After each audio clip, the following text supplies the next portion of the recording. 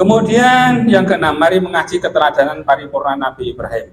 Ini ada di Al-Quran surat Asy-Syu'ara, Asy-Syu'ara 84. Monggo coba dilihat, kalau ada yang bawa HP bisa lihat. Waj'ali lisana sidqi fil akhirin. Nah, jadi Nabi Ibrahim itu pernah ndonga, minta sama Gusti Allah, "Duh Gusti Allah, jadikanlah aku ini kembang lambe, tapi yang benar." Kembang lisannya sidqi, kembang lambe yang benar sampai akhir zaman, fil akhir, sampai generasi yang terakhir. Terjadi apa betul? Bahwasanya contoh-contoh monumental keteladanan dari Nabi Ibrahim sekeluarga itu menjadi berita setidaknya tiap tahun sepanjang masa sampai hari kiamat. Itu ternyata terbukti doanya Nabi Ibrahim. Quran Asy-Syu'ara ayat 84, maka luar biasa. Ya.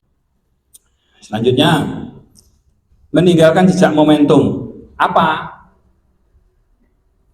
Momentum bangunan adalah momentum bangunan Ka'bah. Itu adalah peninggalan Nabi Ibrahim dan Nabi Ismail. Okay? Jadi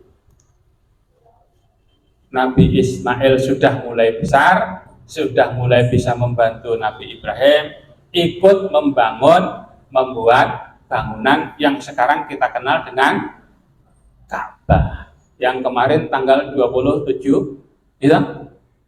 itu matahari tepat di atas Ka'bah jam 4:18 kalau nggak salah.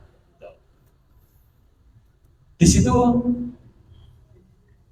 Nabi Ibrahim membangun Ka'bah bersama anaknya, dan di situ kemudian Nabi Ibrahim juga mohon kepada Allah, Rabbana taqabbal minna innaka antas samiul alim. Ya Allah, terimalah karyaku ini, gitu aja kalau zaman sekarang. Karya monumentalku ini bersama anakku, taqabbal minna. Alhamdulillah, itu juga dituruti oleh Gusti Allah. Makanya kemudian ada ritual atau ibadah haji. Itu juga tiap tahun sampai kiamat. Belum lagi umrohnya. Sampai kiamat. Jadi dungane Nabi Ibrahim kepada Gusti Allah minta supaya menjadi buah bibir baik diterima. Dungane Nabi Ibrahim ketika sudah menyelesaikan Ka'bah untuk kemudian menjadi monumen bersejarah juga diterima. Dan itu orang Islam dari manapun punya keinginan apa namanya? Ngimpi-impi untuk bisa ke sampai orang seperti saya Rawangun wis ajane Rawangun dadi tamune Gusti Allah ya tetep pengen gitu. Itu gitu. Kapan ya? Ya Allah, kapan ya? Enggak, ndonga sareng-sareng nggih, supaya kita semuanya nanti bisa berangkat haji. Ngoten nggih Bapak Ibu nggih? Amin Allahumma amin. Itu diabadikan dalam Al-Qur'an surat Al-Baqarah 127. Yang keenam, ada Namrud modern dan sikap umat Islam terhadapnya. Ya, yang banyak terjadi sekarang ketika tahu ada resiko yang begitu berat, kemudian melipir, kemudian cari pembenaran, melipir. Yang sesungguhnya, nek contohnya Nabi Ibrahim itu berani ditabrak, ini kemudian melipir. Begitu melipir, cari pembenaran. Ketika sudah mencari pembenaran terhadap orang yang berani, malah menyalahkan. Na'udzubillahi min dzalik. Itu sekarang juga banyak terjadi seperti itu. Dengan nama teori macam-macam lah.